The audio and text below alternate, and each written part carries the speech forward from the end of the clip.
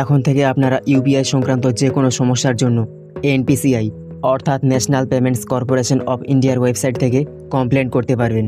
যেমন transaction fail হয়ে গেলে কিংবা ভুল অ্যাকাউন্টে টাকা ট্রান্সফার করলে, এছাড়াও আরও যে কোনো সমস্যার জন্য কমপ্লেন করতে পারবেন।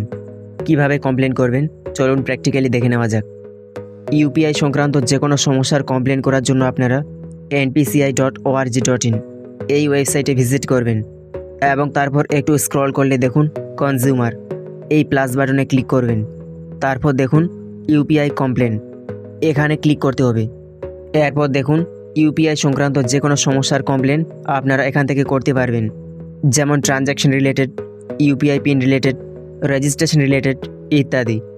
আমি আপনাদের দেখানোর জন্য ট্রানজ্যাকশন ফেল্ডের একটি কমপ্লেন করে দেখাচ্ছি।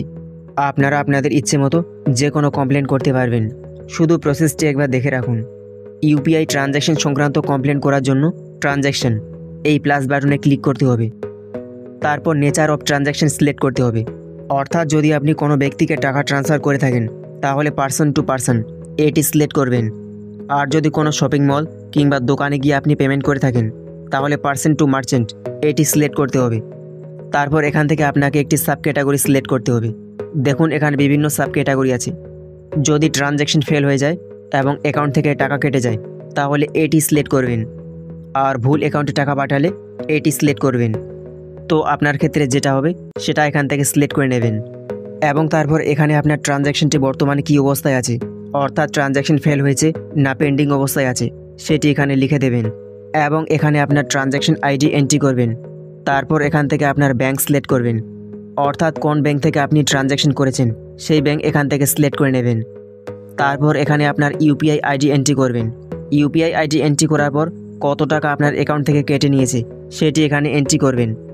তারপর কত তারিখে আপনি এই ট্রানজ্যাকশনটি করেছেন সেই ডেট এখান থেকে সিলেক্ট করে নেবেন এবং এখানে যে কোনো একটি ইমেল আইডি এন্ট্রি করবেন।